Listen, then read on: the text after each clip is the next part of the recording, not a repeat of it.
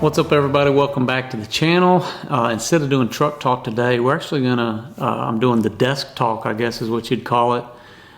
So for those of you that's been following along, we've been trying to get quite a bit of updates out to you guys, but this is going to be some general information here on this video where we're talking about really 7 things that are identifiers as to why somebody might be interested or choose a Barndominium. The question's been asked over and over again, well, what is a Barndominium? What does it mean to you as an individual? You may be asking that question yourself, like Barndominium, and some of the sentiments about where it comes from in terms of definition originally had to do with people that were building a community. They had horses. It was like a horse type community where part of it was going to be a barn for a living, and then you had the horses that were right there. So it was kind of like living with your horses in some ways. Well, we are way far beyond that in terms of definition now. Now it has a whole different meaning. Primarily, it's just a term which identifies usually a free-spanning system of some sort. You have your steel Barndominium, ultimately that is what we predominantly do here in Texas.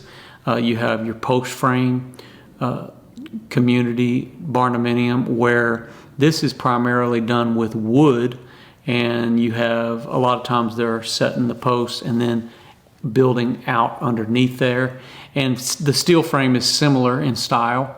We build our roof systems first. We build the exterior supports on all the walls and our roof systems. But a lot of it is parallel in general direction of where everybody's headed, but very different in so many ways. So on this channel, we like to try to educate. We like to try to explain the differences along the way. But I want to give you some identifiers today. Primarily, what is it about a Barndominium that may attract different ones to this?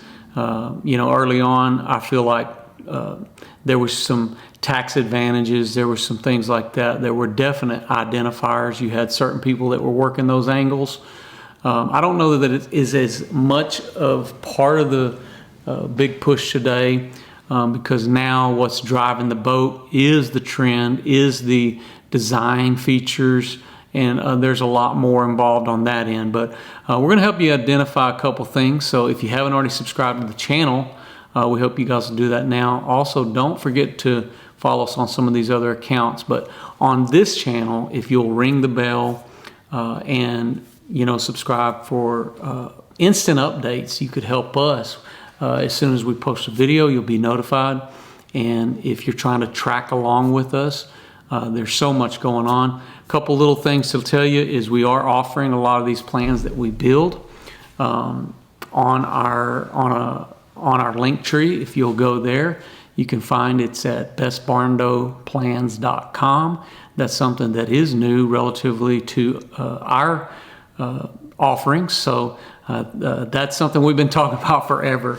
But let's get into this. So number one, I feel like in terms of energy efficiency, building a Barndominium has a better chance of obtaining some better values when it comes to predictability.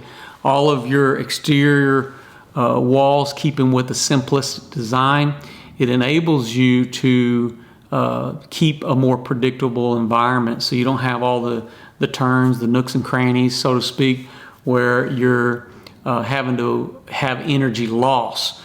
So it's all about air tightness in a lot of these builds where we're building. We are working to pretty much create an envelope all around the living quarters and achieve better energy efficiency ratings. So it's about keeping that heated and cooled air in with little to no loss. By doing that, by keeping that heated and cooled air longer, you're not having to create and to keep running your system as long. Now, a lot of what we're doing in these efforts is to try to design a system that will allow the unit to run, because you want your system running so that you can have your dehumidification and all these kind of things. Also, we recommend that you do add that as part of your budget to add a dehumidifier in an enclosed, tight, airtight system, as well as maybe even an ERV system. So these are things that you kind of got to go along with if you're building for air tightness. But energy efficiency is number one reason why somebody may be interested in building a barndominium, due to the predictable nature of it and the potential insulating values. So number two is durability. Now, when we're building this steel frame construction, there are great things to be obtained when it comes to the steel material we're using. So it's, the steel is typically resistant to weather, to pests, to termites, to all of these kind of things, the wear and tear. I was even thinking along the lines of, for those of you that are in earthquake territories, you're not going to see typically you're not going to see your main frame pull apart, especially if it's a welded type structure. You're going to see a little bit more flex with that, as opposed to even some of your wood frame offerings. So that's your number two, is your durability. Number three is using less expensive materials. Now, I've thought about this before, because cost is always a big part of building a barndominium. A lot of people are interested in saving money. Now, as a builder in times past, I've thought, well, man, I'm not really seeing the savings, especially with some of these finishes and the stuff that we're doing. So where is it? Where is the cost differences? Well, for me, it's more of a trading of some of the some maybe more affordable materials for better efficiencies for us. So that's kind of where we see on the less expensive materials. The only thing that we would identify as being less expensive is probably on your siding. We use this R-panel siding, which is made to look like a board and batten material. Well, this is a 26 gauge steel. This is probably the most affordable siding that I could install. If it's usually either around $1 a square foot or cents per square foot. So when you start talking about doing any kind of a painted siding, I mean, you're going to spend several dollars or more by the time you end up painting it per square foot. So this is where some initial savings can be obtained in building a barndominium if you'll use the common metal panels. So just to give you an idea, that's where maybe you're using some less expensive materials. Number four is going to be the flexible design. So design is a big part of it. If you understand how these structures work, a lot of these exterior walls are supported on the corners, as well as for us with the steel, we're offsetting these main supports like 20 to 25 foot. And that's where our beams run, meaning that all of the roof is supported from the perimeters of the structure. So your interior walls have complete flexibility when it comes to how you want to lay out a barndominium. Somebody could technically build a building and come frame it out any old way they wanted to. Now, ours is a little more thought put into it than that, because we're doing engineered foundations. We're doing, obviously, putting our plumbing and all that stuff into place based on the set plans that somebody's wanting to design. But the flexible design means that there's not going to be any limitations due to your roof structure for interior layout. Also, it's going to give you lots of open areas, usually like in your living rooms and some of these flex spaces where you could have high ceilings without minimal to no extra cost. So that's some of the flexibility you can gain with the barndominium. Also, you can design these for like multi-generational type structures where you could have maybe on one end you might have a shop, but maybe have a shop between two different spaces. You could have in-law quarters on one end, main living quarters on the other, or an efficiency style quarter somewhere at the end that might include an office. So that's an added benefit when you're talking about flexible design. Really, it's a matter of what you could imagine. That's pretty much what it consists of. Number 6 is the multifunction use, which kind of is a segue from what I just said. They can be designed to incorporate all that living space with your workshops, garages, storage areas, eliminating the need for separate buildings. Number 6, I'm sorry, the other one was number 5, is unique style.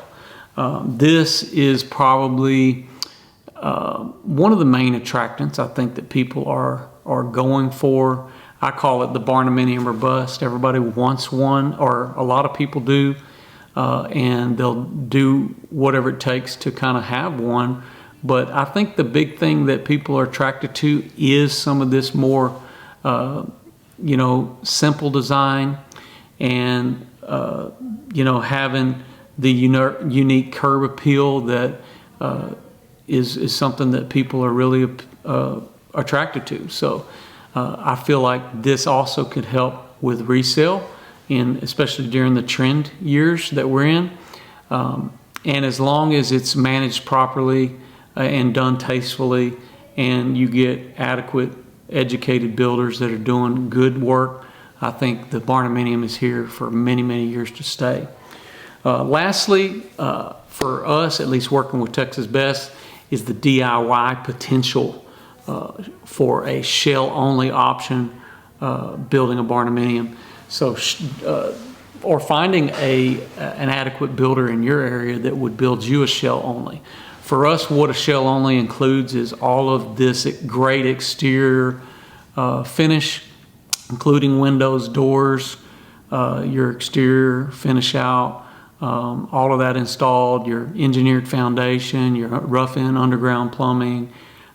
So I don't know of any other builders that in, say, traditional construction that are coming out and offering to build just all of the frame structure, because that's also included all the interior structure as well as the exterior frame structure.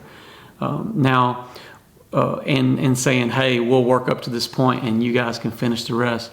It's kind of a unique opportunity, at least, especially in our area where we're offering this shell-only option. So the DIY potential is another big one. So these are some of the main things I think that are attracting people to this.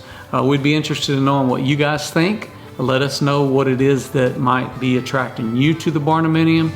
For those of you that have been following along, we appreciate all of the love and the support, as well as share these videos to your friends and family.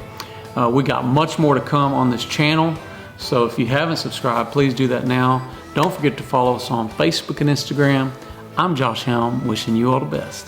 Thanks for watching. Texas Best.